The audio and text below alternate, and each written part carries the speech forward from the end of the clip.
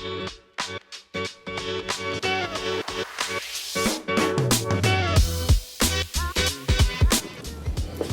right, so we're back at it with some NFL talk. I'm Zion Hezekiah, joined here by Nii Wallace-Bruce, and first-time guest, welcome to the show, Anthony Harvey of the video podcast Bench Critics. What's going on, fellas? I'm good. All right. So first things first, Anthony, tell us a little bit about Bench Critics. Well, Bench Critics is my platform. Basically, it's my sports show. That means anytime, any sport topics that comes up, straight. Okay. Like basketball, football, I do some rants. You do a lot of rants. I see you're really fiery and passionate. You love your sports. I love it, man. Yeah, they're great. Then I do some live. I go live. Then I debate with someone on live sometimes. All right, my cool. friends, whoever wants to join. Okay. I'll debate them. We might end up having a debate here. You never know. Especially when we start talking some AFC. Ain't that right, Nii? Yeah. Oh, boy. So let's get right to it, guys. As football fans, guys, we were so blessed this past weekend to watch two highly competitive championship games. Both games went to overtime. It was just amazing,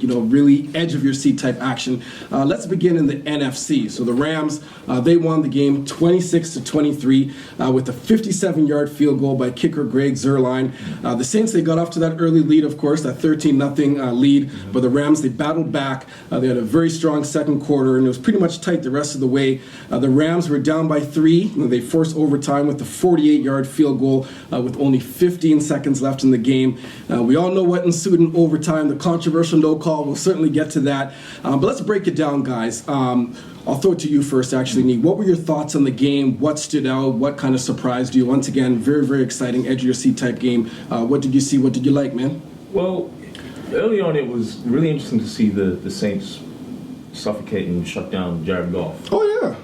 Jared Goff seems to have up and down games. He's still young, yeah. He's still young, and he's done very well to get the Super Bowl. But when he turns the ball over more than twice, you can get a bit. It's not good, and especially on the road. You don't want to be turning the ball over on the road. Exactly. That's a recipe for disaster. So it was quite interesting that the initial first down by the Rams was actually by the punter. Right. Yeah. Oh, yeah. It was very interesting. And, yeah. But after that, they started to find a bit more rhythm. Goff was starting to make a few more plays. He found Cooks and Watkins later on in the game.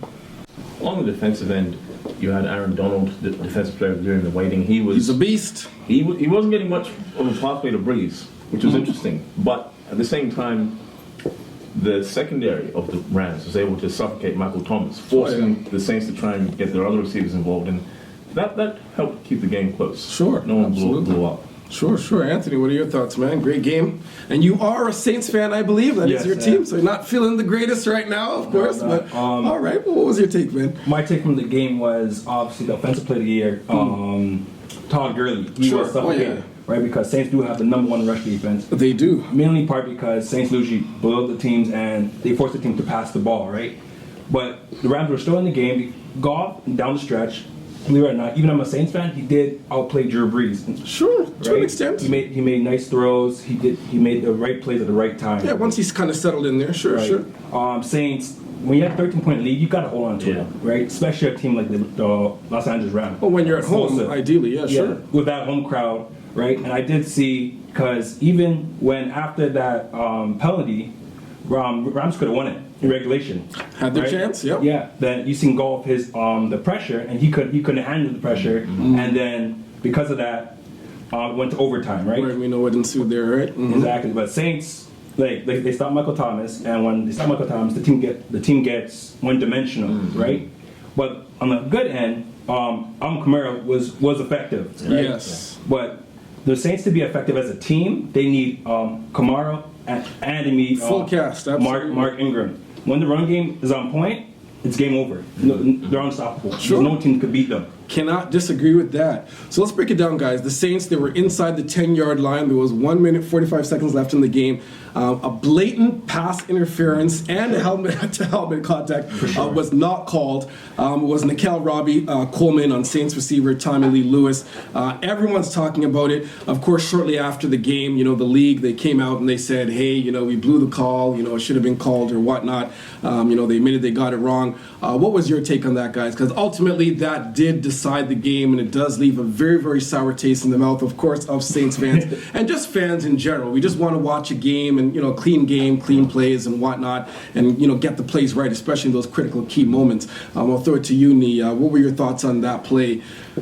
Look, it's tough because Saints fans, you guys had a tough 2 years. Last year, you were headed towards the big dance, and then Marcus Williams ducked, and then you had the miracle in Minnesota. Oh, gosh. Then this year, we fast forward, you've trained all year, you've gone through training camp, guys you have a decent defense, O-line, everyone's healthy for the most part. You're at home in the Dome, previously undefeated in the Drew Brees era. You worked so hard to get back to this moment. You're 13 points up, and then the opposition comes back. And then this, how do you describe it? Yeah, I guess it's a bit of a travesty. But, let me. Okay. We need to go into the minds of the referees here. Right. It's been a long afternoon, 3 hours of football. I'm not giving them a pass here. Okay. We need to try and understand. Sounds like you're giving them a pass, but I'll let you talk. Well, if they gave a pass interference, we wouldn't be talking about this. But it's a moment of truth. Now, normally with pass interference, they're looking for hands. They're looking for hands on the player. Right. If you look at that replay, it's actually not that clear. Really? It was pass interference. So hold on. No. Let me qualify that. Okay, sure. It's not as clear as other pass interference calls.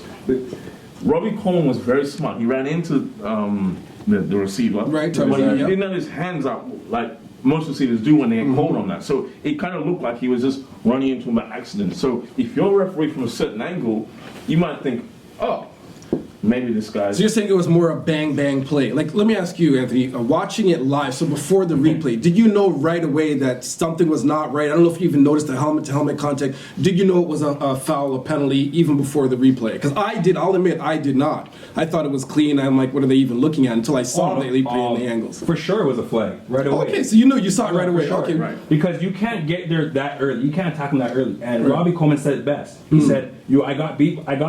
Right, yeah, and I'm trying to save the touchdown. That's why he did whatever it took to stop the touchdown. Luckily, on his side, the refs were on his side, right? And for pass interference, like, the receiver had no chance to get that ball. Obviously, we tackled him so early.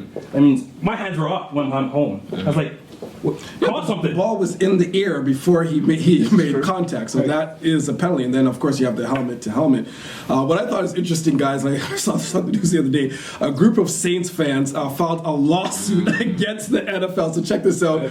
This is unbelievable. The suit claims that the Saints fans suffered incredible damages from the missed call, including mental anguish, emotional trauma, loss of enjoyment of life. Are you kidding me? Including loss of faith in the National Football League. Wow. So these are season ticket holders, of course, and obviously, I mean, this is just for sure. This isn't going to go anywhere, but unbelievable. Wow. But what are the implications, like on a serious note, like what are the implications on a call like this, a serious call that, guys, let's admit it, ultimately decided, or, who's going to go to the Super Bowl? I mean, the game was over. The game was over. The possession was changed, and then as the Rams marched down and they kicked themselves. We know what happened, right? We all know what happened. Sorry to remind you of the that. log field goal. Yeah. And it was a great kick. Yeah. Well, do you remember Des Bryant against the Packers? How could I forget? How you forget? Classic. What happened after that? We had this ridiculous catch rule. Right. I hope, on behalf of all fans, we don't have this situation where pass interference becomes abstract like that. I hope the referees, they took the L, they admitted they got it wrong, they called out Sean Payton. I guess that's all you can do. That would make me even more upset, especially right after the fact. It's like, come on, are we going to replay the game? Like that bothers me. It's like the NBA and the L2 Emerald. Right. Oh, absolutely. Why do I care that? Right. Why do I care? Unless you're going to do something about it, right? Like that, exactly. When I care, you got it wrong. Don't tell me that. I'd rather you not tell me, right?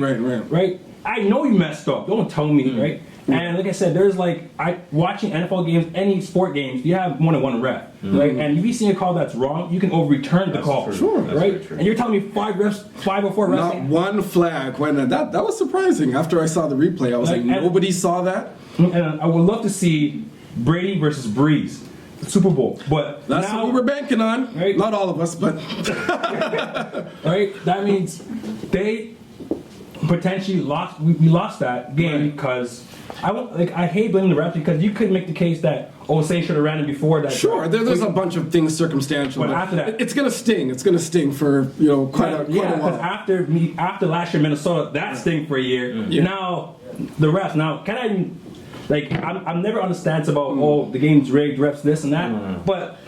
I'm looking at it was a human error, but for me, I don't even necessarily blame the referees. I mean, you look at the league office, there has to be something imposed, and I believe it eventually will be, that certain plays like that or fouls or non-calls are reviewable. Yeah. They have to do something, at least in the last 2 minutes of a game. In the playoffs, I'm talking, not so much in the regular season. The NFL is also slow to get things done, right? The CFL does it. Yeah. Why doesn't the NFL does it? Well, right, and defensive pass interference, like I said, it's a spot foul, right? And it's a big foul. Oh, big you've time. seen Aaron Rodgers, you've seen he just throw it up. No, he knows the play. Absolutely. And what happens? That's another 50, 60 yards, and makes a huge difference. Right? It's like every year NFL does something wrong. It's like the catch rule. It's not clear.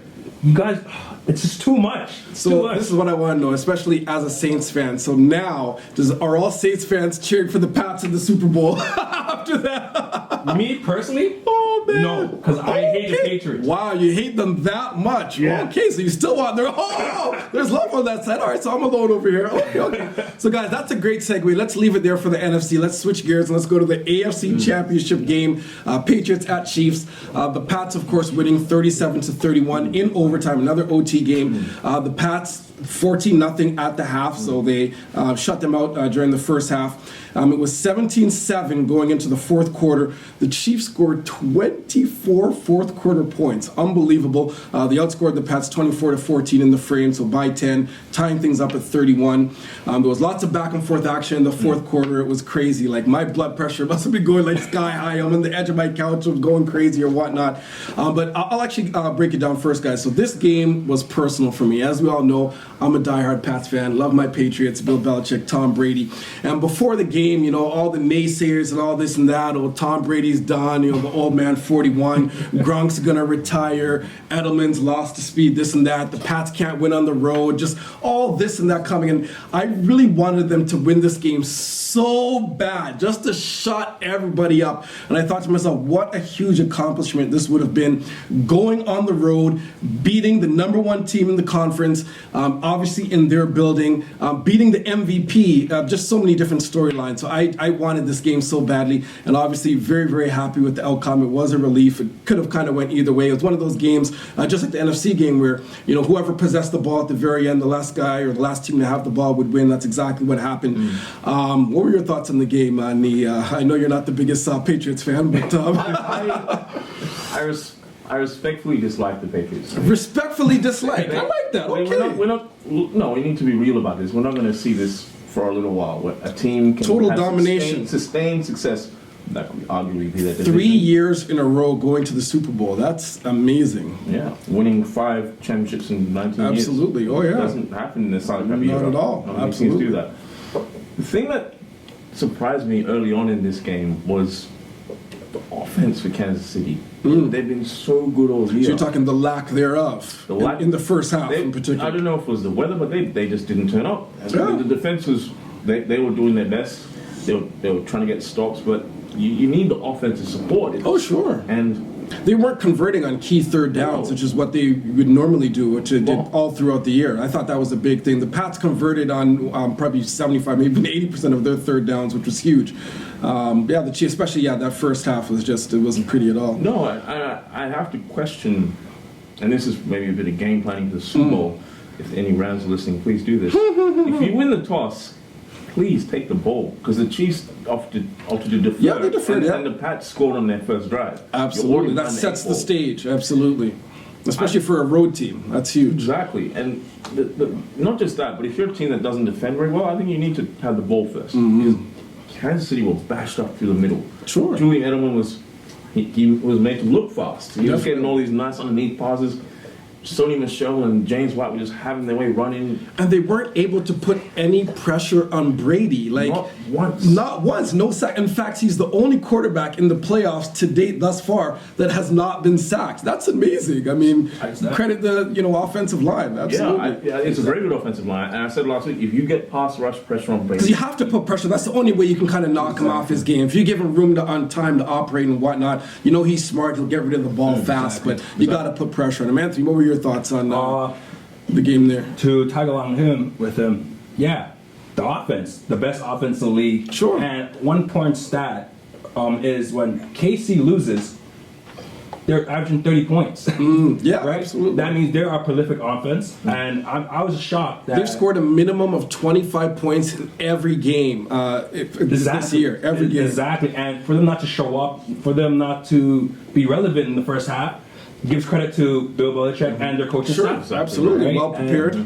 And it's just funny how the Patriots find ways to every year in the playoffs find ways to beat these prolific teams because they face the Chiefs and they face the Chargers team, and you can make a case that they're both better than the Patriots. Sure, right? absolutely. But the Patriots are just so good at game planning and find something in the team's holes and exploit it it. begins with the coach, I believe. He's kind of the brains of the operation, and then it takes Brady and the rest of the guys to execute or whatnot.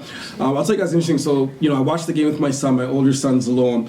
And he asked me after the game, he's like, Dad, because we like to kind of do our little analysis after the game, what was the play of the game? What really stood out for you? And you know what I told him in terms of the play of the game? I told him the coin toss. Yeah. That was the deciding factor. That was the overtime. That was the play of the game. Once Brady, once the Pats got the ball in that position, you knew what was going to happen. It was inevitable, unless something kind of goofy happened or there was a fumble or whatnot. And I will admit this. I mean, and once again, I'm being completely objective here. I don't believe that that's the best way to decide a game in terms of that whole coin toss situation. You look at a guy like Mahomes who's just kind of waiting on the side. He can't do anything. He's at home and he gets no opportunity to possess the ball. Obviously, I'm totally okay with the outcome. I love the outcome, but in all fairness, that's something I think the league potentially should look at. Really? Yeah, I disagree. Okay. The reason why I disagree is because, like I said, there are two NFL teams, right? There's offense and there's defense, right? And whoever wins the coin toss, okay, they have a chance to win the game. But there's a defense for a reason. Because in the NFC, obviously the Saints, they won the coin toss and they still lost the game. So I'm not saying it always decides, but... That means...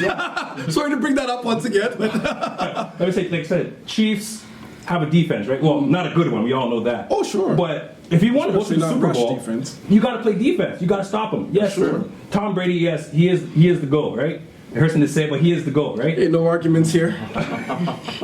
Right? But you got to stop them. Like I said, the Rams stopped Drew Brees and the Saints, right? Yeah. Right? That means, yes, you could say the overtime rules suck or they're terrible, but you're here to stop them. You're paid to stop them. At the same time, right, you should get a right of reply. And I'm surprised because the first time we saw this was Super Bowl 51. Sure. When Atlanta, and the Pats did very well to come back in that game. Sure, You've got to give them absolutely. credit for that. When Atlanta should have had a right of reply. In the biggest game of the year, you should have a right of reply. And that applies to the rest of the playoffs. I get your point about defense. Because, I mean... But then with the Atlanta game, why not even go to overtime anyways? You could say the same about the Saints game. Yeah, Why not let the game go to overtime anyways? Yeah. You should be locking it down. You should have defensive closers coming in to shut it down. But that's the beauty of sport. Yeah, exactly. Good offenses make comebacks. I just find it, college allows right of reply, high school allows right of reply. And that's where I was going to go with that in terms of the NFL is that one league that, it's based on, the coin toss. As I said, no complaints with the outcome, but I would definitely, if I was on the competition committee or whatever, something I would recommend, just in terms of looking at. Listen, guys, we got to leave it there. There's so much more we can discuss. This was really great. Nii, let our audience know how they can reach you, connect with you on the socials. You can find me on the Instagram, the gram. The gram. At The Real NWB. The Real NWB. At The Real NWB. All right. And Anthony, tell us a little bit about where our listeners can connect with you, our viewers as well. Connect with me on Instagram too, okay. at Bench Critics. Okay, the podcast. Yeah, my podcast and all the sports news. I mean, basketball, football, fighting, anything that's breaking news basically in sports, I'll be talking about it. And I'll catch you at Bench Critics. Thanks so much for tuning in, guys. Stay tuned for next week's show where we'll be doing our Super Bowl preview show. Looking forward to the big dance between the Patriots and the Rams, Super Bowl number 53. So keep it locked. I'm Zion Hezekiah. This is Toronto Talk Sports and more.